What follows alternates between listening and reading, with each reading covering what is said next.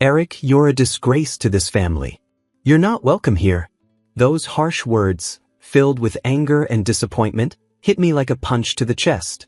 My own father said them, spitting them out like venom in the middle of my brother Caleb's wedding celebration. The sting of humiliation was unbearable, made worse by Caleb's silence. He stood there, saying nothing as our father threw me out like I didn't matter. I felt anger bubbling up inside me, ready to explode. I was about to storm out when something unexpected happened. A staff member at the wedding approached me, clearly overwhelmed and asking for help with a sudden crisis. Caught off guard, I stepped in to assist. That moment changed everything. For the second time in years, my father really saw me, saw the person I had become. Not the failure he thought I was, but someone capable and worthy. It was shocking, not just for him but for me too. My name is Eric, and I'm one of 3 brothers in this family. Growing up, our father was a strict, demanding lawyer who never hid his favoritism. My brother Caleb was the golden child, everything my father wanted in a son: confident, successful, and seemingly perfect. I, on the other hand, was always in his shadow, never measuring up to his expectations. There was no room for fun or rest in our house. Every moment had to be spent studying or attending lessons. If I found any joy, it was quickly crushed by my father's disapproval. No matter how hard I tried to match Caleb's achievements or earn my father's praise, I always came up short. The breaking point came when I failed the entrance exam for a prestigious school my father had been dreaming about for me. The silence from him afterward was worse than any yelling. It felt like I had disappeared in his eyes. From then on, all his attention shifted to Caleb, leaving me behind. Even my mother's quiet support couldn't fill the emptiness I felt. Determined to escape the suffocating environment at home, I made a difficult choice. After high school, I left without saying a word to my father. I wrote a note to my mother, telling her I was going to make my own way in life. I found a job at a hotel, and for the first time, I began to carve out my own path. The hotel became my safe place, a home and a job all in one. It was a world far from my father's expectations and judgments. Among the busy guests and hardworking staff, I found a freedom and sense of purpose I had never felt before. But the job wasn't easy. The hotel manager, Wayne, was strict and expected a lot from everyone. Every mistake I made was met with sharp criticism, and as someone fresh out of high school, I made plenty of them. "Eric, another mistake? How many times do I have to tell you?" he'd say, pushing me to improve. Unlike my father's harsh words, though, Wayne's feedback wasn't meant to tear me down. It was constructive, and when I finally earned his praise, it gave me pride and motivation, something I had never experienced before. One moment stands out clearly in my memory. It was San Antonio Day, the busiest time of the year for the hotel. I had just finished my training, and the pressure was overwhelming. Everyone was rushing, tensions were high, but I was determined to prove myself, not just to Wayne but to myself. In the chaos of the hotel, I realized something important. I didn't need my father's approval to see my own worth. I had built something on my own, and that was more valuable than any acknowledgement from him. That year, I was given the chance to work independently for the first time. It was tougher than I ever imagined. The hotel was overflowing with guests, far more than usual, and every part of the staff was stretched thin. Dinner service, both in the dining hall and through room service, was pure chaos. Despite being new and inexperienced, I threw myself into the work, determined to give my best. I didn't want to let the team down. Then, in the middle of San Antonio Day, just when things seemed under control, a colleague suddenly fell ill. We were already short-staffed, so I knew I had to step up. I worked extra hours, doing everything I could to keep things running smoothly. For a while, it seemed like we had managed to survive the chaos. But then disaster struck. A pipe burst in the kitchen during the peak of the dinner rush. Water flooded the kitchen, and with no plumber available on San Antonio Day, the situation quickly spiraled out of control. Wayne, usually calm and collected, looked stressed as he tried to manage the crisis. Everyone was scrambling, and the pressure was enormous. In that moment of desperation, I realized this was my chance to truly prove myself. I stepped forward. "Wayne, can I try fixing the plumbing? I think I can do it," I said. He looked at me with doubt, but there wasn't another option. After a moment of hesitation, he nodded. What no one knew was that my time in a science-focused high school had taught me the basics of plumbing. It wasn't much, but it was enough to give me confidence. I got to work right away. 40 minutes later, the kitchen was back to normal. The flood was cleaned up and the pipe was fixed. I turned to Wayne out of breath and said, "It's done." "I fixed it?" He hurried over to check, turning the faucet with a mix of hope and worry. When water flowed smoothly, the room erupted in smiles and applause. "Great job, Eric. You're my pride and joy," Wayne said warmly. His words filled me with a sense of accomplishment I had never felt before. Growing up, I had always longed for approval like this, but here it was, earned through my own effort. That day marked a turning point for me. Together, Wayne and I had faced the challenges of that chaotic San Antonio day and come out victorious. The fulfillment I felt stayed with me and helped shape the person I became. 17 years later, I was thriving in my role at the hotel. I had built a career from the ground up and felt proud of the life I had created. Then one day, a letter arrived from my mother. It was the first communication I'd received from her in years. Inside, she told me about my brother Caleb's upcoming wedding and pleaded with me to attend. Though I had grown distant from both my father and Caleb, my mother's heartfelt words touched me. Reluctantly, I decided to go.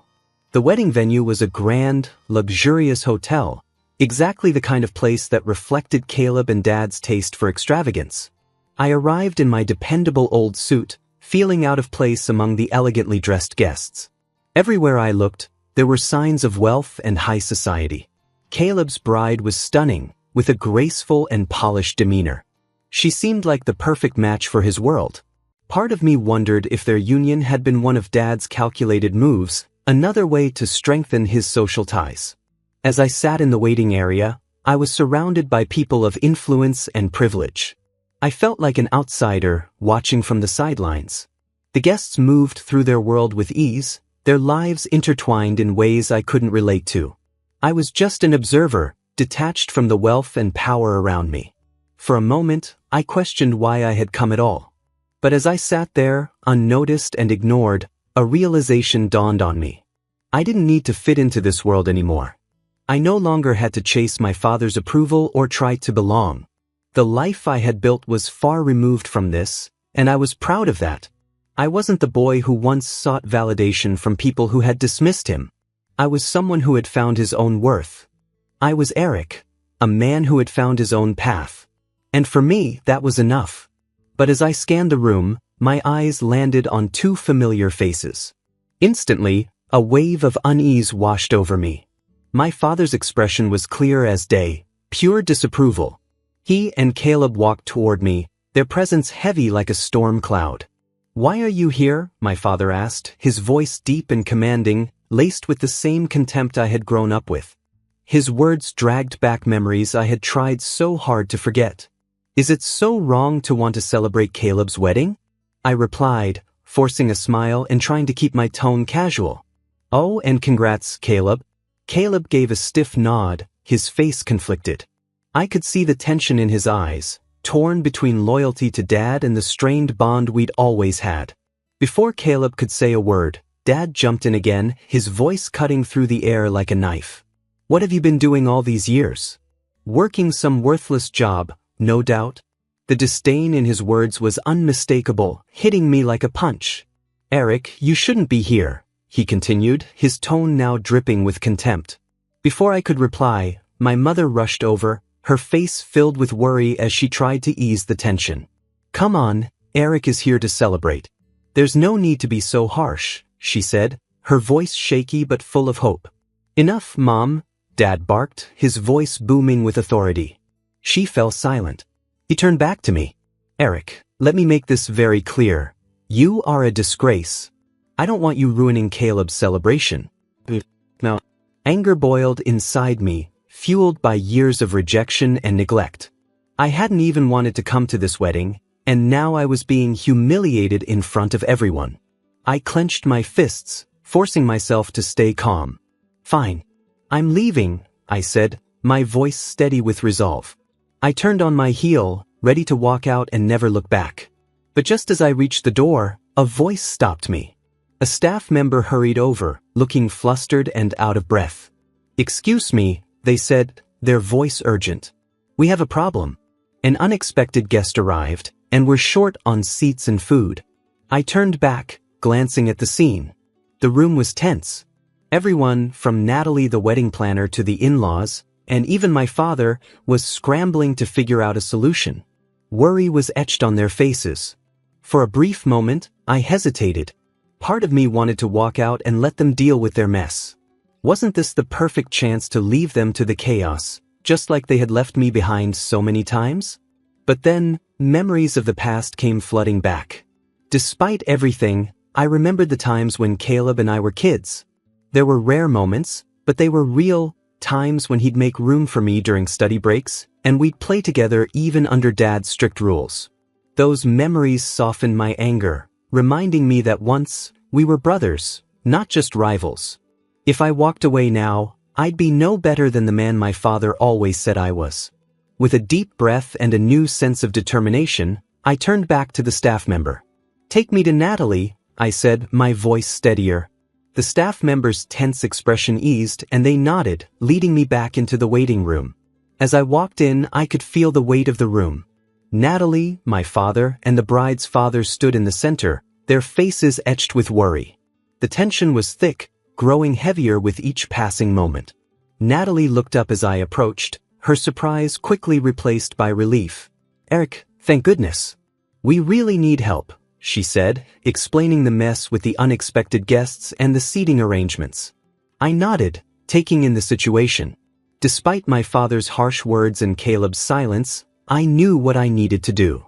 "All right, let's get to work," I said firmly, stepping forward to take control. For the rest of the evening, I worked alongside Natalie and the staff, making sure everything went as smoothly as possible. Dinner unfolded without further problems, and the tension in the room began to ease.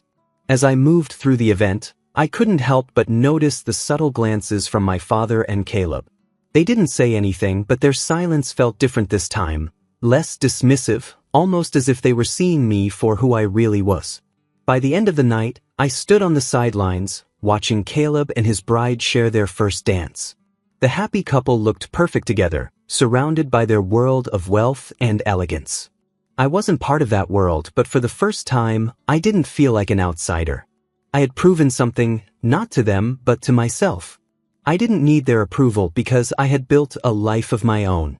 Quietly, I slipped away from the celebration, leaving before anyone could notice. As I walked out, I felt a calm I hadn't known in years. This wasn't my world anymore, and that was okay. I had found my own place in life, and for me, that was enough. Before I reached the exit, I locked eyes with my father one last time. His expression was cold, his hostility clear. "Why is Eric still here?" he demanded sharply, his tone cutting. Before the tension could escalate, Natalie stepped in. "Please, sir, we need your help," she said, her voice calm but urgent. The word "sir" and her respectful tone caught him off guard. For the first time, I saw a flicker of surprise on his face. He hadn't expected anyone to look at me with respect or authority. It was a small moment, but it was enough. I didn't need his approval, I had already found mine. I spoke calmly, revealing my position.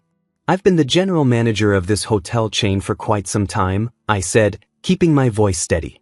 "Since I joined in the early days, we've expanded to several hotels and wedding venues across the country. In fact, this very hotel is under my supervision. I think I can handle this," I added with confidence, dismissing Dad's looming protests with a simple wave of my hand. "Dad, I'm busy right now. We'll talk later." Without waiting for his response, I turned to Natalie, focused on fixing the situation. "Relax, Natalie. Get the seating sorted, and I'll handle the food issue," I directed. She looked visibly relieved. "Understood," she replied, her voice lighter. "I'll leave the food to you and take care of everything else." She hurried off to execute the plan. Knowing all eyes were still on me, I left the room and headed straight to the kitchen. Inside, my good friend, Chef Gabriel, was busy with the day's preparations. "Hey you," I called out, spotting him. "Eric, what brings you here?" he asked, curious. I'm actually a guest today, I said, shaking my head with a chuckle. It's my brother's wedding, but we've run into a little problem. We're one meal short. Think you can help? Gabriel grinned. Of course. I'll whip something up. Don't worry about it. Thanks so much. I owe you one. Maybe dinner next time, I said, feeling relieved. Looking forward to it, he replied with a wink, already moving to prepare the missing meal. After tying up a few loose ends, I made my way back to the waiting room. Most of the guests had already moved to the ceremony area, leaving just my parents and the bride's family behind. I approached them with a confident smile. The issue is resolved. An extra meal is on its way, I announced. Relief washed over my mom's face, and the bride's parents smiled warmly. Even my father, though still conflicted, seemed to hold back his usual sharp criticism. Instead, his voice softened, and for once, his pride was unmistakable. Eric, thank you. Because of you, the celebration can go on without a hitch, he said, his gratitude genuine. All in a day's work as a general manager, I replied with a small smile, feeling a quiet sense of victory. I led them to the ceremony hall, where the lights dimmed and the bride and groom made their grand entrance. They were radiant, their happiness lighting up the room. The ceremony unfolded beautifully, every detail falling perfectly into place, as if the earlier chaos had never happened. When it was finally time for the meal, I made sure everything ran smoothly. Each guest was served without issue. Only after confirming that all was in order did I allow myself a quiet sigh of relief, knowing the day had turned out well. I found myself chatting warmly with both families. They expressed their heartfelt gratitude, especially the bride's family, who kept thanking me over and over for stepping in when things were falling apart. In that moment, surrounded by smiles and kind words, I was reminded of why I loved my job.